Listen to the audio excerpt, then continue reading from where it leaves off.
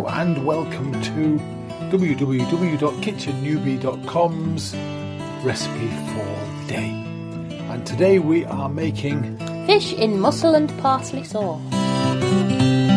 It was lovely, except that I can't taste anything because I'm not feeling very well. No, I know. We've had a right coldy fluey thing. It's a shame for us. Yeah, it's annoying when we had our flu jab 2 weeks ago. Flu jab and then you get ill. But never mind, because it means you have an excuse to sit up by the fire and imagine nice things to eat, even if you're too little to go and make them. We're not. You can speak for yourself.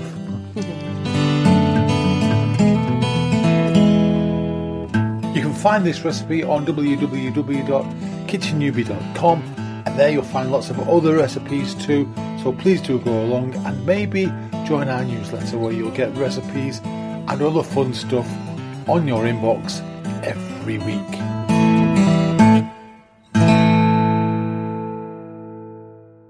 So, fish can mean any white fish you like, basically. Cod. We had cod fillets. You need 4, whatever it is, pollack, haddock, cod. It'll even go nicely with plaice. Rock salmon. I don't know about that. I'm finding plaice a bit expensive at the moment, yeah. which is fair enough. So, you go with whatever you can find. Whiting, but those fillets are usually quite small. Yeah. So I would go with either cod, haddock or pollack. I like pollack. At this stage. I like pollack too. You'll need 480-ish grams fillets per person. 4 fillets per person? 4 fillets. What? No, 180 grams-ish per person. Sorry, I'm not... That's a lot of fish. It is a lot of fish. I mean, if you like a lot of fish, then, and what I tend to do is I oil a baking sheet, and then I season my fillets. I preheat my oven to 190C, gas mark 5375 Fahrenheit. There we go. And then I pop them in there. I don't cover them. I just cook them in there for about 10 to 15 minutes till they cook. They don't take very long. They don't take long. 10 to 12 minutes is usually enough. Yeah. But it depends on your oven and how preheated it was. Depends also on the thickness of your fillet. It does, yeah. And then for the sauce, now normally, fish in parsley sauce was a favourite when I was a kid. I loved it. My mum would even make parsley sauce when we had it to put in batter, because we all loved it. We had it on our chips mostly. But this one, when you add a few mussels, just adds something extra and it makes it a little bit more special. And if you wish, you can add a combination of prawns and mussels, but mussels really does add something very tasty to it. Some of the liquor from the mussels. That's right. Gives it a lovely seafoody flavour. It does. And you see, the white sauce measurements, it makes your sauce quite thick. So when you add your mussels to it, you'll get just a little bit. If it does get a little bit too thick, but we'll talk about this later, you can always add a tiny bit more milk up to room temperature. Now then, to make your white sauce, most white sauce people I'm talking about chefs, cooks, ask you to have hot milk. I don't use hot milk, I use just slightly warm milk. It's off. I've even used room temperature milk, but not straight from the fridge.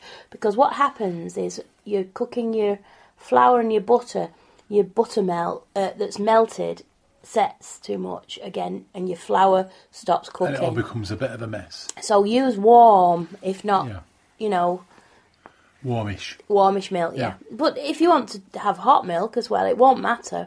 But just don't have it straight from the fridge because, as I say, it'll set your butter. So for your sauce, you need 30 grams of butter. Now, normally when you're making a roux, the flour and the butter mixture, it's equal quantities. But for this, you want it a little bit richer. And you want plenty of butter to flavour your sauce. So 30 grams of butter, melted gently in a small saucepan. I tend to use my non-stick, the copper one that's it can be a frying pan, can be a saucepan, because you don't want a huge saucepan for this. Right.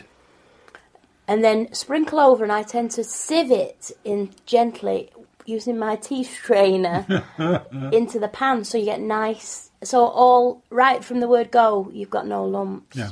It's just a bit of a tip, that. Yes. And then you just gently mix that together with a wooden spoon, and then gently add your milk, a little bit at a time. But this time, beat it in, yeah. And I still use my wooden spoon at the beginning till I've got most of my milk in, and then I'll change to a whisk. Balloon whisk, yeah. Add black pepper and salt to taste. Plenty of black pepper for this one. You can also add a grater of nutmeg if you wish. I like a little bit of nutmeg, it just adds to the flavour. And then you'll need 3 tablespoons of chopped fresh parsley, or a good rounded teaspoon of dried. Because at this time of year, unless your parsley's in a greenhouse, generally it's not growing very well. Yeah. Especially if you use it regularly like we do. And you'll need 200 grams of mussels, frozen ones, but defrost them, or fresh ones. It's completely up to you, but not in the shells. Yeah. You need 200 grams of the meat. And pop everything in once you've added your salt and pepper, and then just stir it in gently and keep it cooking about 3 to 4 minutes now, simmering just gently. As I say, if your sauce looks as though it's getting a bit too thick, just add a little bit more warmed milk, just a little bit, only a bit, not too much, because you don't want it to be a thin sauce. You want it to stand up nicely over your fish. And then once your fish is cooked, put them onto your serving plates, and then put a couple of tablespoons of the sauce over each fillet of the fish, and serve this with boiled potatoes or jacket potatoes, new potatoes, anything. I tend not to serve this with chips because I love the potato mixing with the sauce. But do have it with garden peas, broccoli, or any other green vegetable. Now, the sauce itself, you can mess about with it, can't you? You can add things to it. Yeah, you can add a bit of brandy, a bit of wine. Again, only a little bit, because you don't want your sauce to go too thin. Now, if you're going to add wine, I tend to add it, as I'm adding my milk, I add a little bit of the wine, so as it doesn't bring your temperature down as you're cooking. And then what about things like anchovy and... Yeah, you could add a couple of anchovy fillets, and what I tend to do with that is, as you add in your butter, put your anchovy fillets in then, so it makes a paste and flavours it. Presumably you might need less salt. Yes, you would. Well, always test. Yeah. Don't just plonk a load of salt in anything till you've tested it. You do need salt in most dishes. Even if you're on a low salt diet, always add a little bit, but test it first and taste it. Because it can over salt very easily, especially if you're adding cheese. The other thing you could do is add a little bit of cheese if you want. But I don't think, once you've got your seafood in that's there... That's almost a mornay, isn't it? A bechamel plus cheese is a mornay. Yeah, it is. That's right. It becomes your topping. And now that is a good dish if you don't want to make it into your seafood. Put your parsley in it and add some cheese. Pour it over your fish. Now, I would cook my fish for about 8 minutes. Pop it into a dish, a buttered dish, put your fillets in there and pour your cheesy sauce over with extra cheese and breadcrumbs on the top. On gratin. And then you've got a fish mornay then. Fish mornay. Well, gratin is just a white sauce. Yeah. Mornay is a cheese sauce. Pop it in your oven and let it bubble, and you see, that's why you only cook your fish. Well, you should, I mean, literally, you cook your fish until it's just done. Fish doesn't take I like mine just starting to flake. If the flakes are coming away, it's overcooked. Yeah. And it can be dry and sort of, I wouldn't say it was rubbery. It's kind of like almost stringy. Yeah. Basically, in consistency. Cooking fish can be a bit tricky, but I think so long as you check it after a certain amount, usually recipes give you.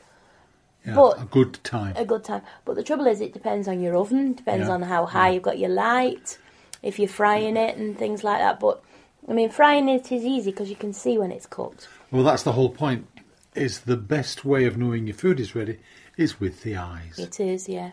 And so in the oven, just use a knife and just move it. And if it comes away, just starts to come away, it's ready.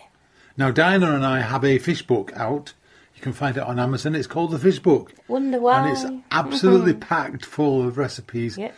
of our love affair with fish. Yes. Because they really are lovely.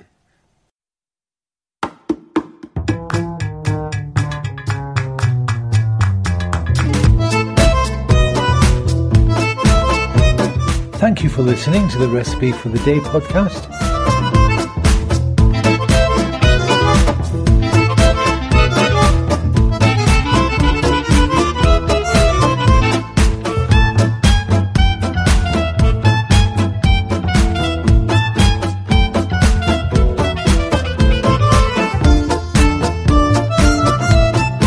We hope to see you sometime at www.kitchennewbie.com.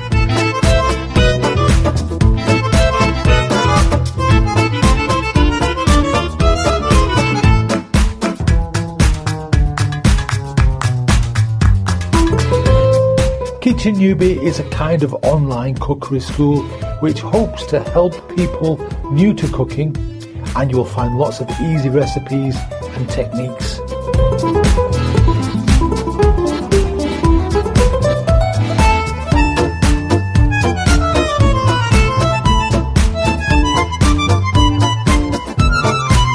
So, why not pop down and have a look? We're new, there's lots to do, but we'd love to see you just the same.